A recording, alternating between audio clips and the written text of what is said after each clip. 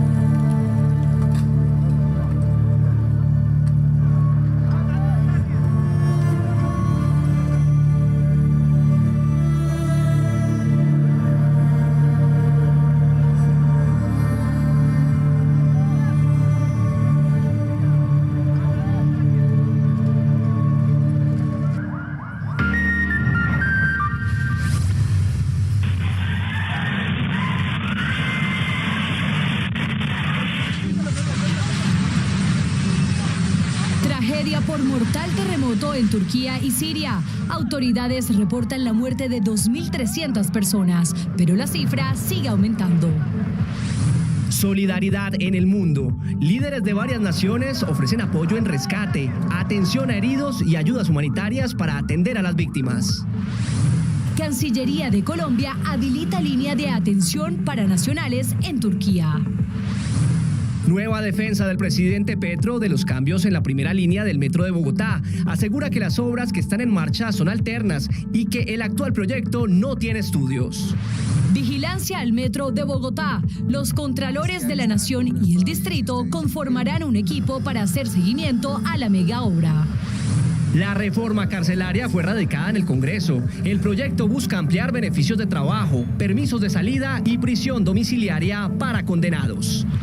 Sede de la Fiscalía de Tarazá será cerrada. Ahora la entidad atenderá desde Medellín. La decisión se tomó luego del secuestro de 3 fiscales en vías de Antioquia. Alerta por incendios forestales. Hay emergencias en Santander, Caldas y Risaralda. En deportes, Selección Colombia de mayores jugará amistosos en Asia, Corea y Japón, los rivales. Y la sub-20 juega hoy. Los dirigidos por Cárdenas necesitan un triunfo ante Ecuador. En cultura, Beyoncé, la gran ganadora de los Grammy, llegó a 32 galardones en los premios. El mejor latino fue Bad Bunny. Y llega a RTVC Play la cinta Calibre 35, una película que relata la realidad en las industrias creativas. Me gustó.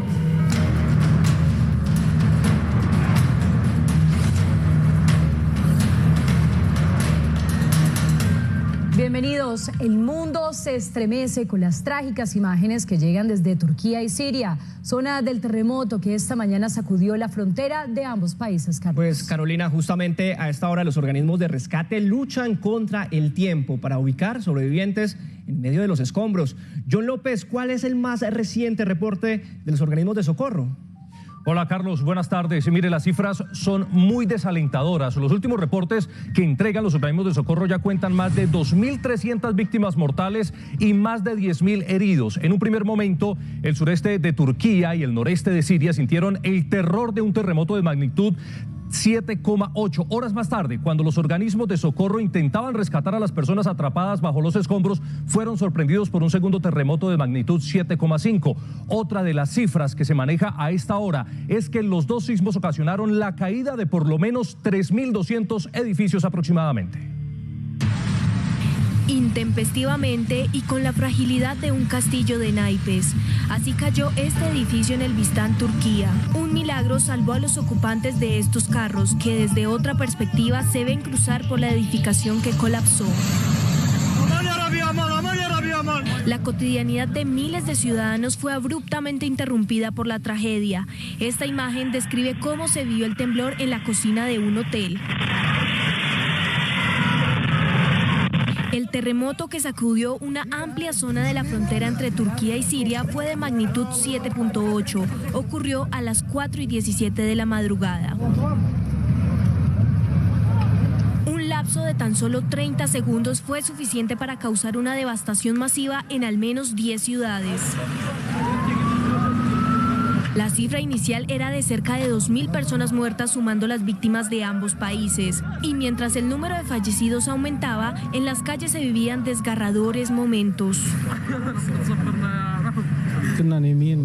Estábamos durmiendo tranquilamente. A las 4 de la mañana sentimos un gran terremoto. Desperté a mi mujer y a mis hijos y corrimos hacia la puerta de salida. La abrimos y de repente todo el edificio se derrumbó. Mientras cadenas humanas trabajaban sin descanso para encontrar sobrevivientes.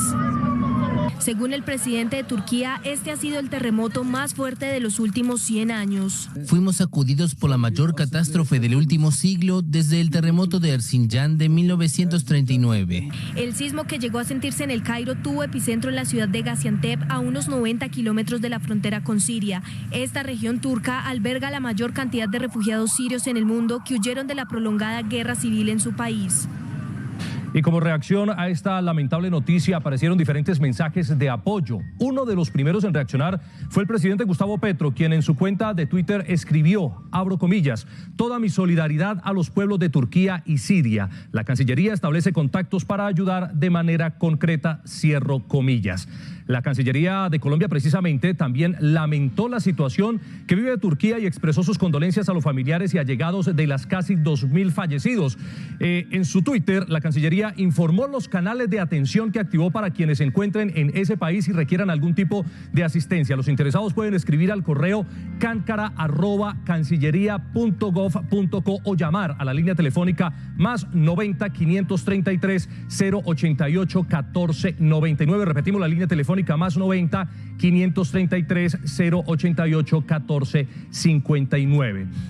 Por su parte, la Embajada de Colombia en Turquía envió un sentido mensaje a las familias que perdieron a sus seres queridos en medio de este terremoto. En sus redes sociales compartieron las siguientes palabras, abro comillas, la Embajada de Colombia comparte el dolor por esta sensible tragedia nacional y envía un mensaje de apoyo y solidaridad a las autoridades y al pueblo de Turquía. Asimismo, expresa su deseo por la pronta recuperación de todos los heridos en tan trágico suceso, cierro comillas. Carolina, Carlos, esto es de momento lo que se conoce en cuanto a cifras y reacciones de la lamentable situación que se vive a esta hora en Turquía y en Siria.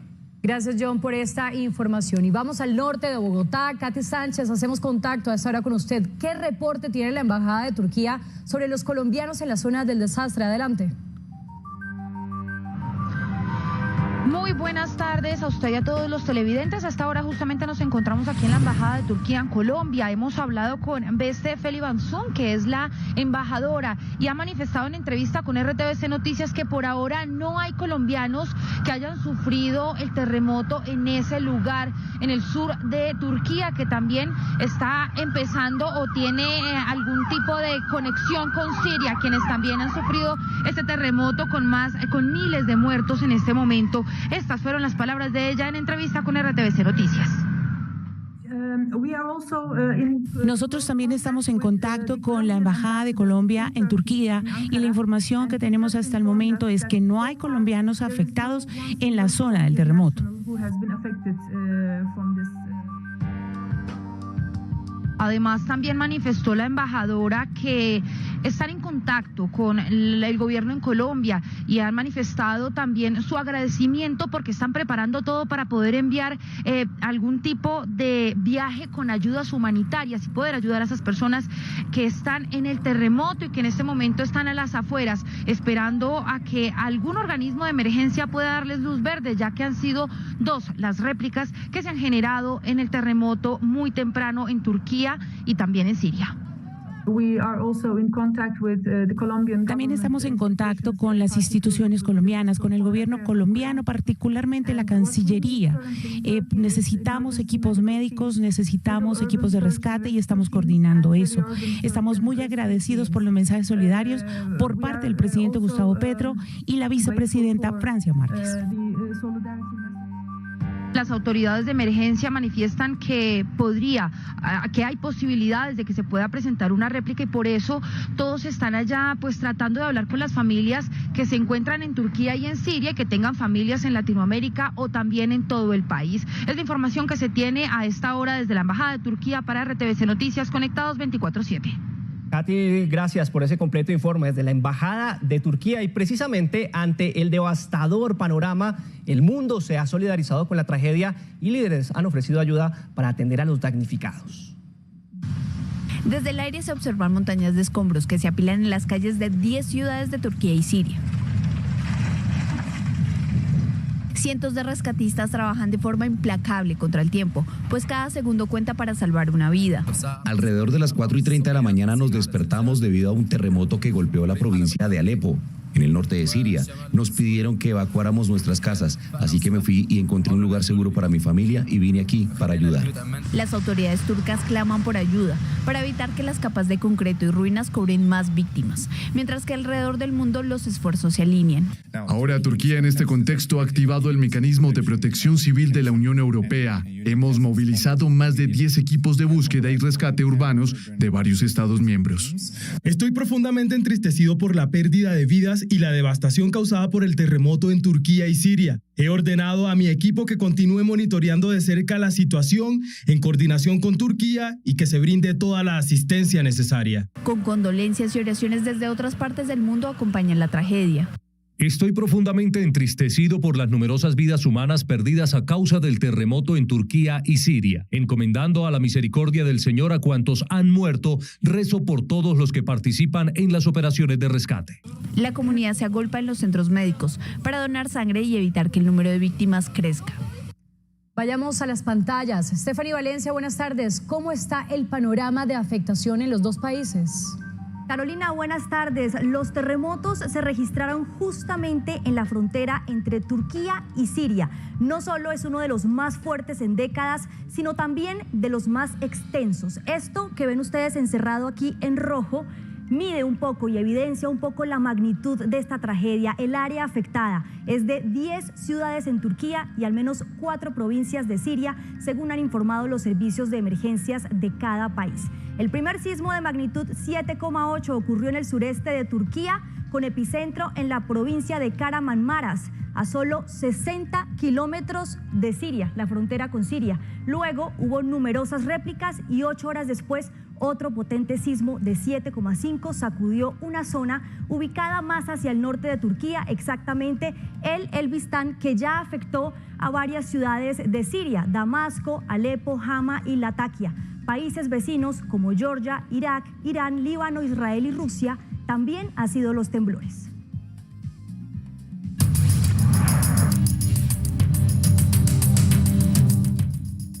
Precisamente el presidente Gustavo Petro continúa defendiendo la propuesta de que un tramo de la primera línea del metro sea subterránea.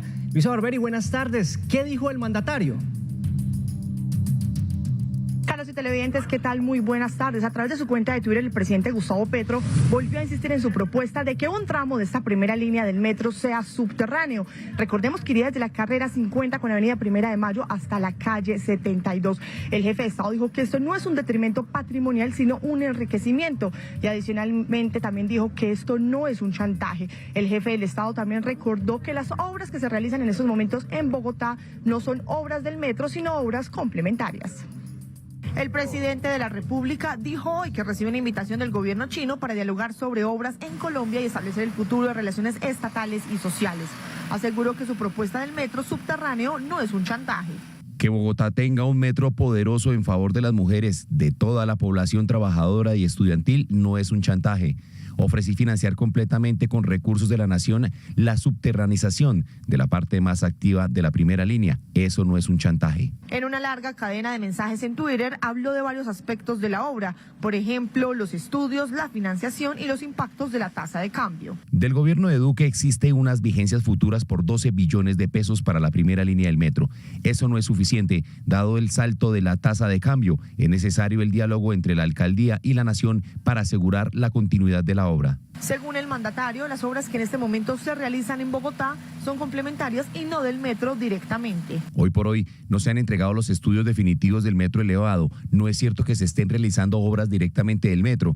Las obras complementarias que se realizan hoy son importantes: traslado de redes, patio taller, pero aún no empieza la construcción. Aseguró que igual que se puede modificar el contrato adicionando 3 estaciones subterráneas entre la 72 y la 100, que calificó de inocuas, se puede modificar el contrato para hacerlas estaciones subterráneas entre la 72, la Caracas y la 1 de Mayo hasta Carrera 50, aseguró el presidente de la República. La Contraloría General y la Contraloría de Bogotá anunciaron una revisión conjunta a la ejecución del Metro de Bogotá y la controversia por el diseño de la megaobra. Los funcionarios señalan que ya fueron destinados casi 30.000 millones de pesos. Juan Carlos Giraldo, buenas tardes, adelante con más detalles. Hola, muy buenas tardes. Pues lo que ha dicho las dos contralorías, tanto la general como la distrital, es que se va a poner la lupa sobre los contratos que ya hay y sobre los contratos futuros. Señalan que les causa serias preocupaciones los recursos que ya fueron destinados, por ejemplo, para los estudios que se hicieron para ejecutar esta mega obra, pero también que les preocupa lo que va a venir en el futuro. Es que a estas alturas todavía se esté discutiendo que si debe ser subterráneo, que si debe ser aéreo, cuando ya en muchas oportunidades inicialmente que se definió que era subterráneo, pero que ya luego se definió que era aéreo, y resulta que hay una cantidad de recursos que se han invertido. ¿Qué pasó entonces con la cantidad de recursos que se invirtieron?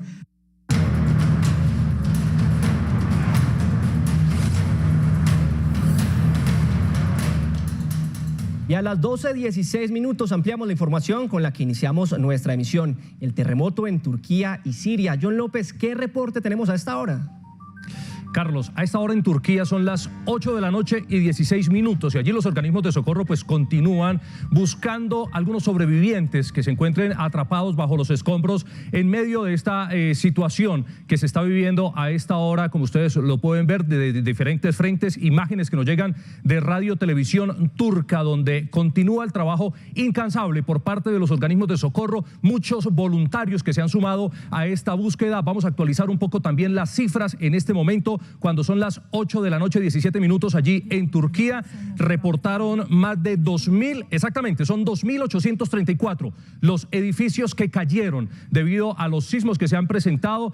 Según los reportes de emergencia en la última hora, se han presentado incluso entre 3 y 4 nuevos sismos. Son réplicas que terminan por dificultar aún más las labores de los rescatistas. Vemos las imágenes de las personas, incluso muchas personas tratando de buscar a sus familiares que se encuentran desaparecidos, muchos de ellos encontrados con vida o hallados con vida. Son ya más de 2.400 las víctimas que deja este terremoto en Turquía y en Siria. Cientos de vehículos que quedaron atrapados también bajo los escombros que iban circulando por las diferentes avenidas. Reportamos entonces y ratificamos la cifra a esta hora: 2.834 edificios cayeron en las últimas horas debido al terremoto en Turquía y en cifra cuando son las 8 de la noche y 18 minutos. Allí ustedes pueden ver las imágenes. Continúan las labores de rescate por parte de los organismos de socorro.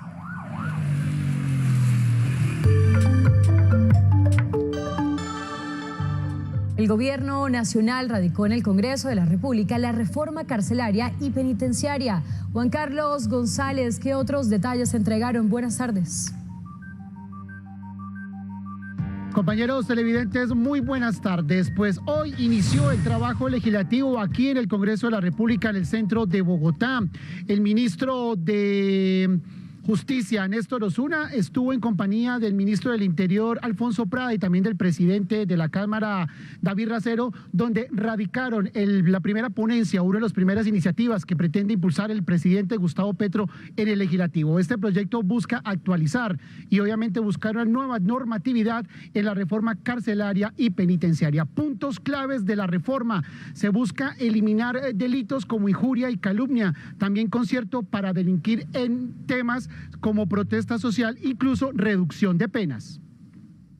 El ministro de Justicia, Néstor Osuna, entregó nuevos detalles de la reforma que busca la resocialización de las personas privadas de la libertad. Reinsertar a la sociedad con el menor riesgo posible de que vuelvan a reincidir y hacer del sistema penitenciario algo realmente distinto a lo que es hoy.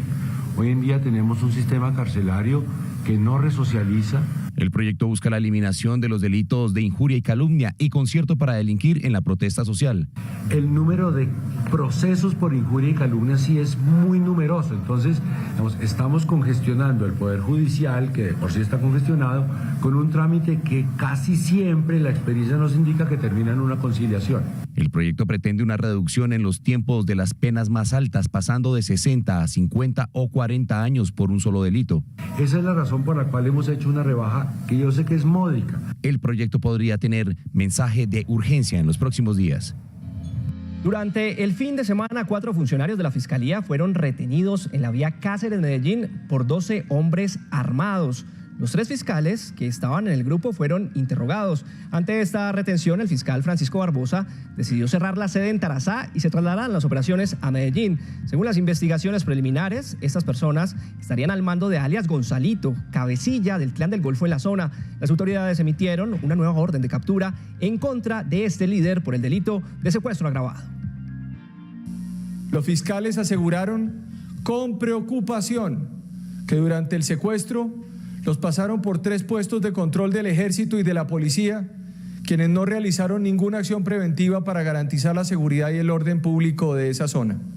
Una emergencia se registra en el Cañón del Chicamocha, departamento de Santander, por cuenta de un incendio forestal en el municipio de Los Santos, sobre el sector conocido como San Rafael. Natalie Ayala es periodista de la Radio Nacional y nos presenta el siguiente informe. Fueron más de 14 horas las que debieron trabajar los organismos de socorro en Santander para combatir este voraz incendio que se presentó en la vereda San Rafael del municipio de Los Santos, allí muy cerca del Cañón del Chicamocha. Las autoridades de gestión del riesgo confirmaron que son más de 20 hectáreas las afectadas por la conflagración. Las causas son desconocidas, pero es un incendio forestal. Estamos revisando y calculando el número de hectáreas que han sido afectadas por este evento. Las autoridades informaron que están investigando las causas de esta conflagración, sin embargo, la hipótesis que toma más fuerza es una quema que se salió de control. RTVC y Radio Nacional de Colombia conectados 24/7.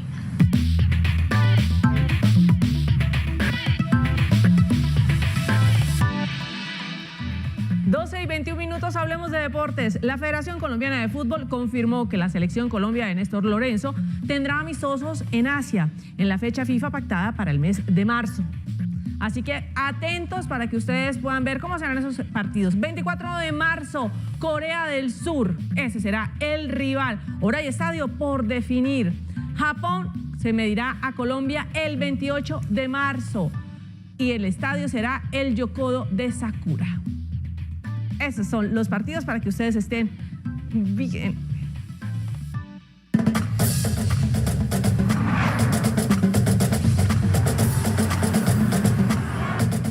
Y hoy es día de partido de nuestra selección Colombia Sub-20 que enfrenta a Ecuador. El equipo tiene una baja en defensa, pero podría volver a tener en la nómina titular a Daniel Luna. El grupo está tranquilo, está muy feliz de lo que se pudo mostrar. Con la victoria ante Paraguay, la confianza aumentó, así que las expectativas ante la siempre difícil Ecuador no son menores. Sabemos que está la opción de tener esa tranquilidad de asegurar un poquito más el cupo al Mundial. Pero como te digo, vamos paso a paso, soñando juntos, como lo dijimos desde un principio. Queremos ir por todo. Por acumulación de amarillas no estará Eider Ocampo y en su reemplazo Juan José Mina tendrá la tarea de cubrir la banda derecha. Aunque había duda con Luna. En las horas de la mañana en la clínica haciéndose una resonancia más por hacerle un seguimiento. Estamos esperando los resultados. El volante del Mallorca de España estará en ese duelo ante un rival que sirvió de sparring previo al suramericano. Hemos visto varias falencias en Ecuador, deja espacios interesantes en la mitad de la cancha. Yo creo que en la medida que los muchachos tengan ese juego interior. El número mágico para Indonesia es 8 y de ganar Colombia estaría cerca de cumplir uno de los 2 objetivos que se planteó. Por su parte, la Mini Tri, como es conocida en su país, la Sub-20 de Ecuador, buscará su primer triunfo. El equipo suma 2 derrotas ante los líderes. Perdió en la primera fecha con Brasil y en la segunda ante Uruguay. Ecuador se encontró en las primeras fechas con los 2 rivales más complicados, pero ha llegado el momento de recomponer el camino. Va a ser muy importante que todos estemos al 100 para dar lo mejor de cada uno. Que tenemos la confianza, estamos tranquilos y conscientes del trabajo que estamos haciendo. Y tarde o temprano nos va a salir las cosas. El equipo dirigido por el técnico Jimmy Brand clasificó segundo del grupo B y se caracteriza por la generación de fútbol y su rapidez en ataque.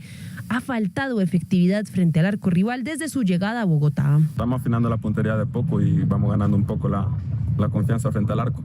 que es lo más importante para conseguir los 3 puntos. Conocen a Colombia. Muy buena, hemos jugado 2 amistosos y sabemos un poco los movimientos y cómo juega Colombia, un equipo muy organizado. Pero confían en su mentalidad y se sienten mejor acoplados en la altura de la capital. Así que en su tercera presentación, la Mini Tri quiere dar la sorpresa y vencer al local en el Coloso de la 57.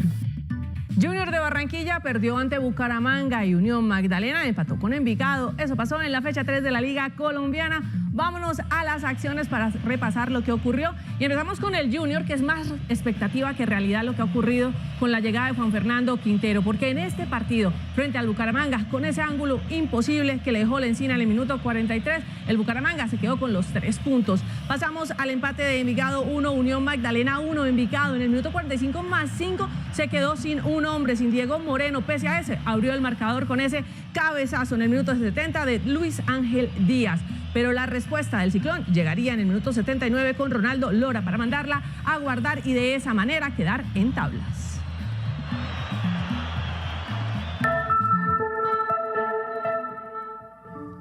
Llegamos a oportunidades. Atentos porque el gobierno de Canadá abrió vacantes de empleo en diferentes áreas. Acá les contamos cómo aplicar. En oportunidades de trabajo en Canadá, vaya a la página www.jobbank.gc.ca. Diríjase a la sección Tu carrera comienza aquí y dé clic en la lupa. Acá se van a desplegar las diferentes vacantes para cocineros, profesores, lavavajillas, personal de limpieza, camareros, entre otros. Dé clic en la opción que más se ajuste con su perfil y lea con atención la descripción y requisitos del cargo como idioma, educación, experiencia y el lugar de trabajo. Atentos, el trabajo es remunerado por horas y oscila entre los 100 y 200 millones de pesos anuales. Dé clic en mostrar cómo aplicar, registre sus datos personales y siga el paso a paso. Y mucho ojo, la mayoría de los cargos tienen plazo de aplicar hasta marzo de 2023. Y muy importante, recuerden que si quieren seguir informados 24/7, nos encuentran en todas nuestras redes sociales como RTVC Noticias.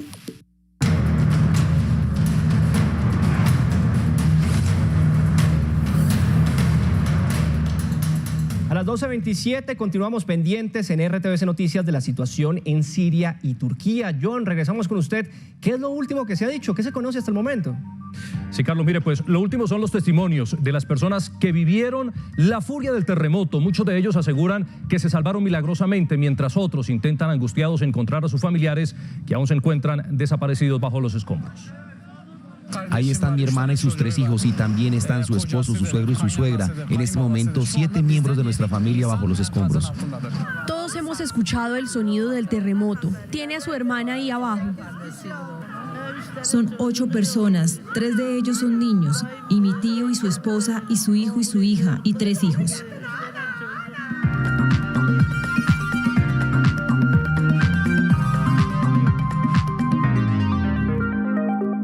La gran ganadora en la ceremonia de los premios Grammy 2023 fue la cantante Beyoncé, quien recibió 3 galardones y rompió récord por ser la artista con más premios. Suma 32 gramófonos en su carrera. El mejor álbum del año fue para el artista británico Harry Styles, mientras que la categoría de grabación del año ganó Lizzo por su proyecto About Damn Time. Dentro de los destacados de la música latina aparece Bad Bunny, quien ganó Mejor Álbum de Música Urbana, y Rosalía se llevó el premio en la categoría Mejor Álbum Alternativo. Y llega a nuestra plataforma de RTVC Play la película Calibre 35. La producción refleja la realidad dentro de las industrias creativas, como la falta de oportunidades y la dificultad para financiar este tipo de proyectos. La película cuenta con la actuación de Robinson Díaz y Juanita Costa.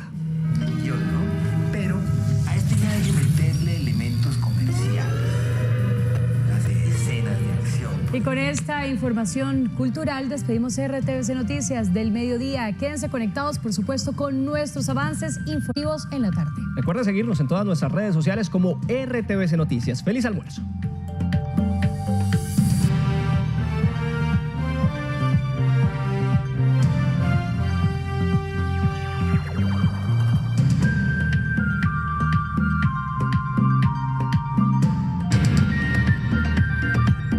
RTVC Noticias del Mediodía.